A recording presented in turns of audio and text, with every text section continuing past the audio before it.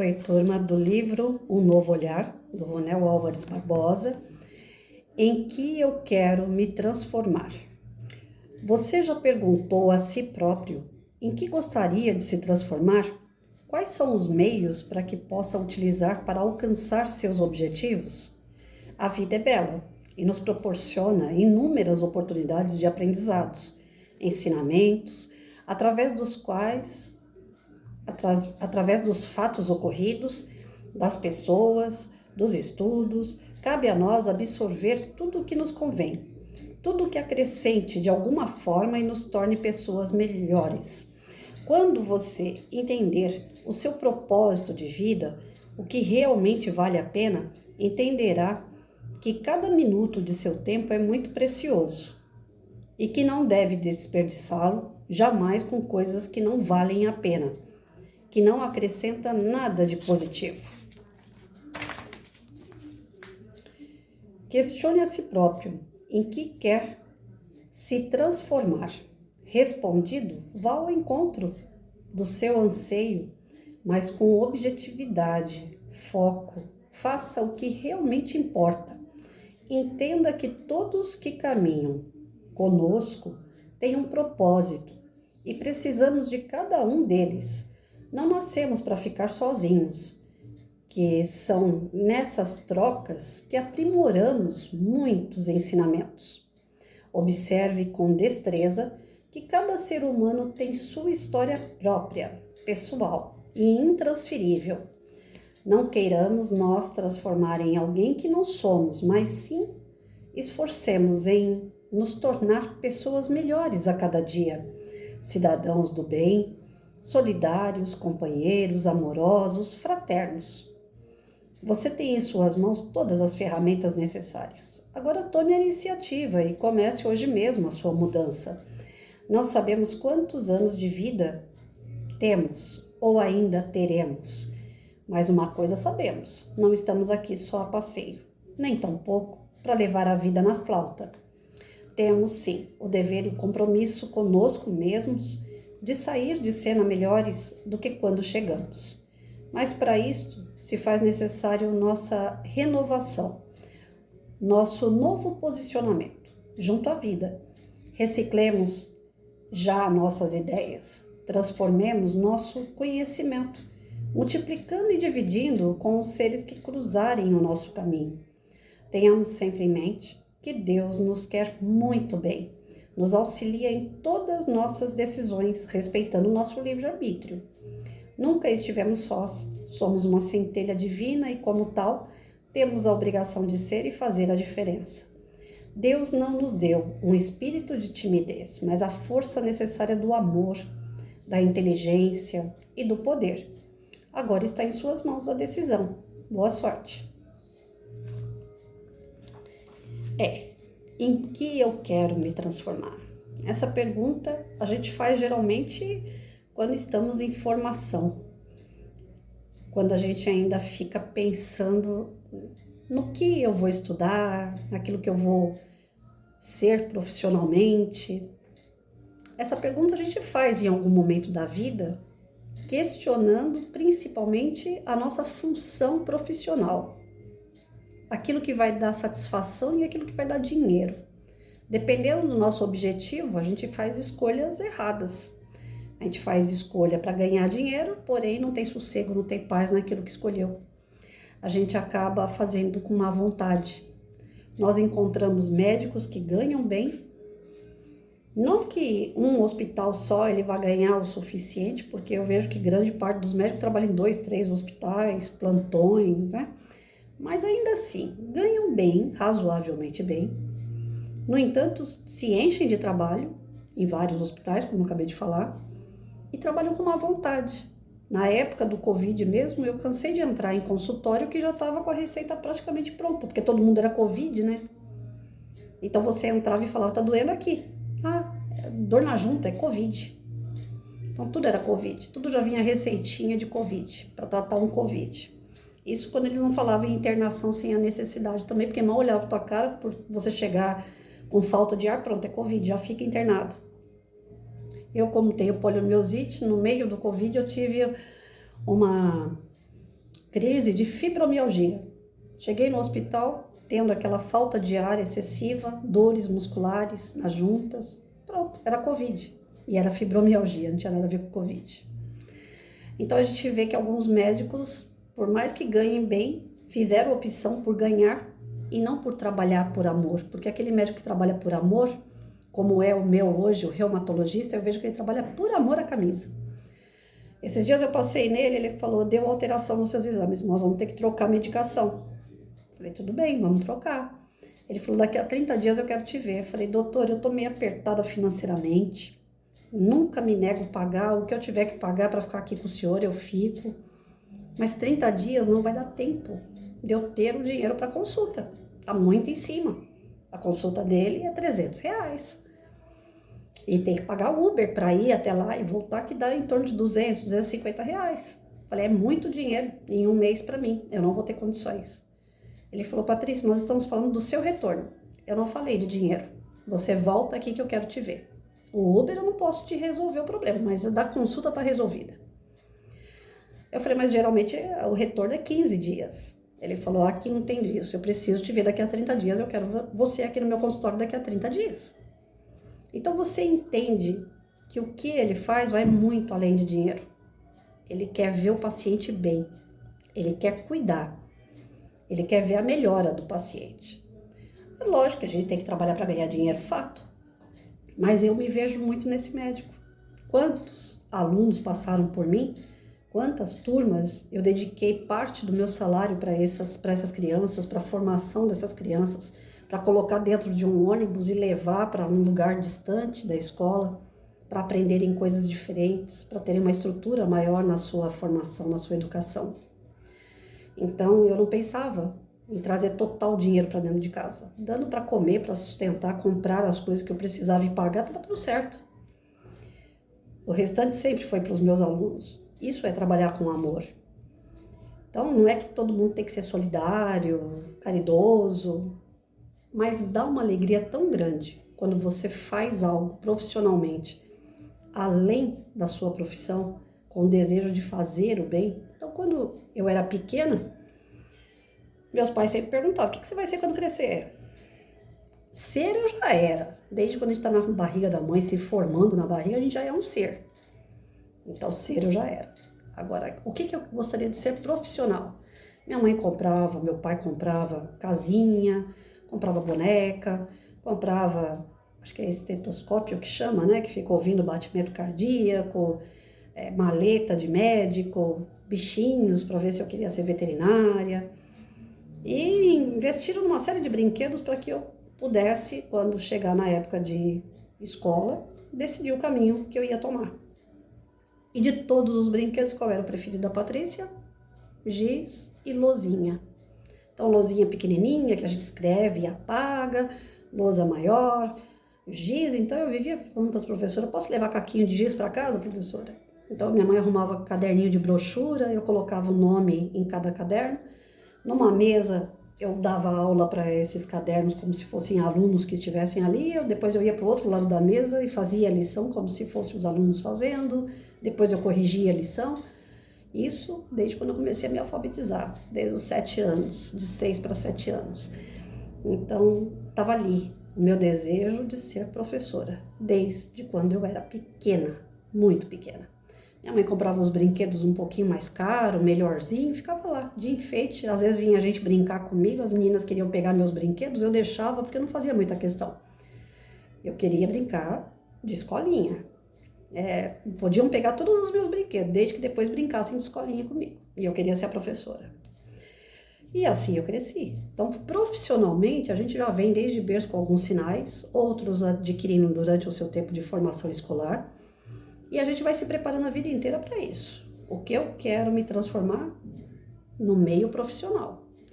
Mas ninguém pergunta pra gente, quando a gente é pequeno, no que eu quero me transformar enquanto ser humano, enquanto espírito. Eu ouvi falar sobre espírito, eu já tinha 16 anos. Até então, espírito para mim era fantasma. Mas espírito, essência, que sobrevive à carne, que é eterno, que está aqui se transformando, e que vai se tornar um dia um espírito mais puro, mais verdadeiro, melhor, bom. Isso eu só vim ouvir dos 16 anos para cá. Até os 16 anos, espírito para mim era apenas fantasma. A casa tem um espírito lá, pronto, era fantasma. Se desde pequenininho a gente fosse educado no nosso espírito, a gente se transformaria mais rápido. Teríamos lá a estrutura necessária para essa transformação espiritual real. Alguns tardam demais. Com 16 anos eu achei que eu fui tarde demais para entender. 16 anos também eu não entendia muita coisa. 16 anos eu comecei a ter uma noção do que é espírito. Eu fui entender mesmo essa questão da transformação, da evolução espiritual. Deve ter aí uns 10, 15, não, eu tô viúva há 18 anos, vamos jogar 18 anos. Quando eu fiquei viúva, aí de fato eu entendi que a vida continua porque... Não foi 18 não, tô mentindo pra vocês. Espera aí, deixa eu fazer uma conta certa. Meu filho vai fazer 27 anos, tem 29 anos que eu fiquei sabendo que é espírito, porque eu tive a comunicação do meu filho, foi a primeira comunicação do outro lado pra cá, que o telefone tocou de lá pra cá. Aí eu fui compreender um pouco sobre essa questão de que o espírito sobrevive à matéria. Porque até então eu era uma espírita sem vergonha. Eu falava, eu até sinto a presença espiritual, eu sinto envolvimento de energia boa e ruim, mas como eu sou Santo Tomé, eu não acreditava. Eu falava, é um sentimento. Para mim era aqui, né? Um sentimento. Não era nada de fora para dentro. Bom, enfim, o que eu quero dizer? Se a gente fosse educado para o espírito, como nós somos educados para a nossa profissão, talvez a gente não ficaria tão perdido nessa evolução espiritual. Talvez a gente não seria tão materialista como somos. Porque até hoje, mesmo sabendo de espírito, de evolução espiritual, que a gente pode reencarnar, que a gente aprende, que a gente está numa constante mudança, ainda assim, eu ainda sou muito apegada à parte da matéria, porque eu fui criada com a matéria.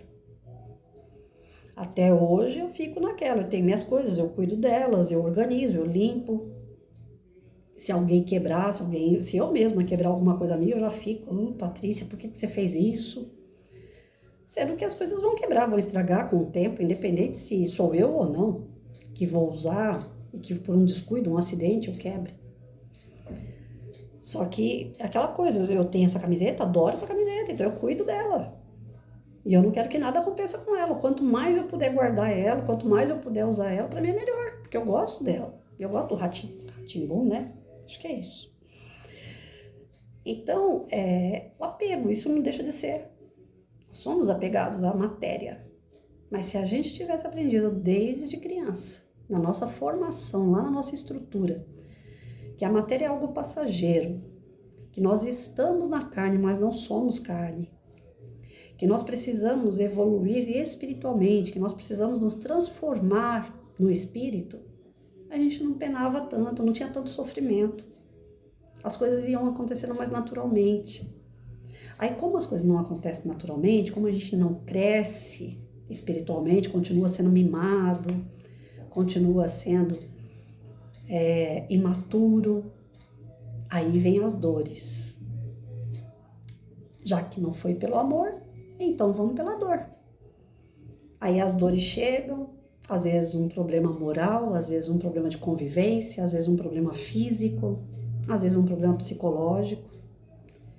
Mas vem um mal, vem uma dor, vem um sofrimento, vem uma angústia, vem um vazio, vem uma ansiedade, vem sentimentos que nós não gostamos de ter, que fazem a gente pular da água quente, começam a fervulhar e tira a gente da zona de conforto.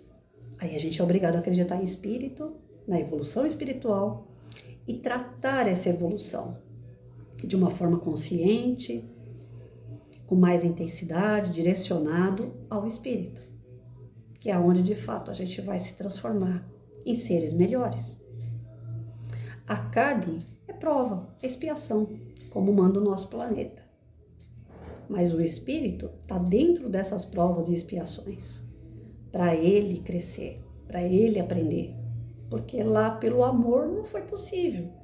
As famílias, em geral, as antigas, elas estão barradas por dogmas, por rituais, às vezes de religiões, que impedem pensar um pouco mais, que deixa a gente ali conduzido. Olha, se você fizer coisas boas, você vai para o céu. Se você fizer coisas ruins, você vai para o inferno. E você fica ali, naquela caixinha. Alguns levam tão a sério que andam na risca mesmo, na caixinha. Tem outros que tentam sair da caixinha e enganar. Omitir, esconder, driblar.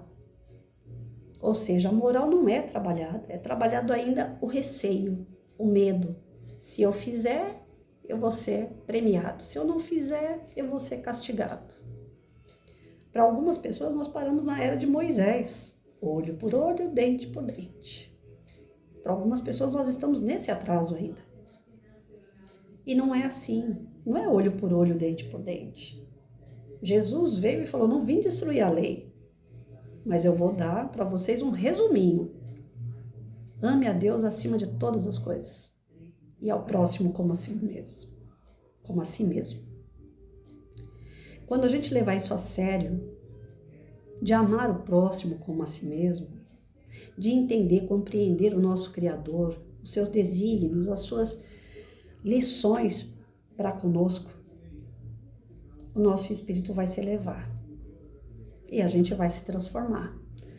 Existem várias formas que a gente pode encontrar para elevar o nosso espírito, desde uma leitura, um estudo mais detalhado numa casa espírita, ou numa formação profissional, ou um estudo acadêmico. Existem músicas que elevam o espírito, existem brincadeiras, pessoas, um café em volta de uma mesa, uma festa de aniversário entre amigos, entre família. Existem bons momentos que vão trazer para a gente essa transformação, mas vão ter também maus momentos. E se a gente não souber passar por esses maus momentos, a gente não se transforma, a gente faz que nem o ovo na água quente. Pode endurecer. E aí é que está o problema. Se a gente endurecer, a gente não se transforma. O milho de pipoca, ele vai na gordura, quando esquenta, ele não morre, ele se transforma. O ferro encontrado na natureza, quando passa pelo fogo, se transforma em grade, portões, um mais lindo que o outro, esculpido pelo homem. Então nós temos a chance de aprender mesmo diante da dor. E ela é uma grande professora. Mas ainda volto a repetir. Já pensou se as pessoas levassem a sério a evangelização infantil? Porque para uma criança ter uma base do espírito, ela teria que ter um lugar próprio para isso e mais a família. A família dá aquela estrutura e leva para um lugar onde essa estrutura dá continuidade na vida daquela criança. Eu vejo que Igreja Católica, geralmente, as crianças fazem lá primeira comunhão, crisma, acompanham os estudos. Mesmo que saiam de lá com um pouco de limite nos seus conhecimentos, mas eles vão. Algumas tardiamente também. Coloca a molecada para fazer isso com 10, 12, 15 anos. Na igreja evangélica, a mesma coisa. Se faz evangelização, mas as crianças também às vezes vão para brincar, pintar desenho, assistir vídeo, mas não sai com aquela base de espírito. No centro espírita é pior ainda, porque alguns espíritas hoje ainda estão tomando a ideia de que espiritismo não é religião. Então você não pode obrigar a criança a estar ali todo domingo, toda quarta, ou o dia que tem evangelização. Vai quando quer, como quiser. Não tem um livro para acompanhar, não tem atividades voltadas dentro de uma moral. Grande parte do centro espírita faz o quê? Desenho e vídeo também. Porque não é aquelas mesmas crianças sempre, então não dá para dar continuidade no tema, não dá para desenvolver nada. As desculpas são diversas. E tudo parte do quê? Dos pais que frequentam o centro espírita que acham que espiritismo é um pronto-socorro espiritual e ponto. Então também não preciso estudar, porque eu só vou lá para me tratar. Que o centro espírita é um pronto-socorro espiritual, não há dúvida. Mas quem está buscando ajuda tem que se ajudar. E como? Através de conhecimento. Se a pessoa não estuda, não tem uma base, o tratamento dela é muito mais difícil. E a cura, a melhora, muito mais complicada. Então a gente atende. O centro espírita abre os braços, acolhe quem chega lá pedindo socorro? Sim. Mas tem uma frase que diz: te ajuda que o céu te ajuda. Se você não se ajuda, como que alguém pode te ajudar? Então, dentro da casa espírita, deveria sim, no meu ponto de vista, as pessoas frequentarem, ser mais assídua, levar seus filhos e preparar eles para essa transformação espiritual, que vem na base, através de uma evangelização séria, coerente, que trabalhe a moral, que trabalhe essa evolução que a gente busca na fase adulta lá na infância. É importante que a criança tenha uma noção de que ela é um espírito e que ela não vai morrer, ela é eterna. O que morre é a carne. Tem crianças que perdem os pais ainda na infância e ficam inconsoláveis. Não sabem lidar com isso. E se ela tem uma base do que é espírito, dessa transformação espiritual, aquilo consola, alimenta ela de uma forma que ela vai falar: não, um dia eu vou ver meu pai, a minha mãe, eu posso dar continuidade aqui àquilo que eles já me ensinaram. Tem crianças que ficam completamente perdidas. Adolescentes, então, nem se fala, já são perdidos pela fase ruim que é a adolescência. E ainda se perdem por causa das ideias que não se alinham. Então, em que eu quero me transformar? Isso já deveria ser uma pergunta a ser feita desde a infância. E principalmente no tocante à parte espiritual. Virar para uma criança e falar: o que você quer se transformar enquanto espírito? E trabalhar essa transformação com a criança. Quando ela chegar na fase adulta, certamente ela vai ser muito, mas muito melhor do que ela foi enquanto criança. Porque a criança pega as coisas muito mais rápido do que a gente, são muito mais espertos. E esses espíritos que estão reencarnando agora, eles são realmente mais evoluídos. Só que não são mais evoluídos moralmente. Eles são da parte da inteligência, são inteligentes, porém não têm muita moral. Então, mais do que nunca, nós adultos precisamos orientar essas crianças que estão chegando a trabalhar a parte da moral. E é desde a evangelização, os pais devem levar na evangelização, sejam espíritas, católicos, evangélicos, budistas, o que for. A criança tem que ter essa base de entender que ela é espírito e que ela precisa se transformar principalmente como espírito. Ela vai precisar de uma profissão, ela vai precisar ganhar dinheiro, ela vai precisar se sustentar, ela precisa fazer coisas que ela goste, para que ela faça com amor. E quanto mais amor ela faz, mais ela evolui espiritualmente, está ligada uma coisa na outra. Mas não pode abandonar a criança essa pergunta: no que você quer se transformar enquanto espírito? Porque essa é a parte principal. Quantos de nós até hoje não sabemos o que nós vamos ser enquanto espírito? Se eu perguntar para vocês agora, se de repente nós aqui desencarnássemos agora, nesse exato momento, e viesse um espírito de luz parado na tua frente e perguntasse: no que você se transformou até aqui, aonde você está? O que você ia falar para ele? Hoje, se um espírito de luz me perguntasse: Patrícia, no que você se transformou? Eu vou encolher e vou falar assim: ainda não me transformei. Falta muito. Eu acho que eu mudei um pouquinho nisso, um pouquinho nisso, um pouquinho. Mas eu não me transformei. Mas o que você queria se transformar? Numa pessoa melhor. Uma pessoa mais aceita. Uma pessoa que falasse coisas para o bem de verdade, que não magoasse os outros, que não deixasse marcas negativas. Eu gostaria de ser uma pessoa que pudesse ajudar de verdade as pessoas. Eu gostaria de ser uma pessoa benquista, bem querida, que as pessoas sentissem falta de mim. Eu receio que se eu olhar para a terra agora, vai estar todo mundo fazendo festa. Nem aí, porque eu morri. É isso que eu ia falar para um espírito superior. No dia que eu desencarnar, eu não quero nem olhar aqui para trás o que foi que eu deixei.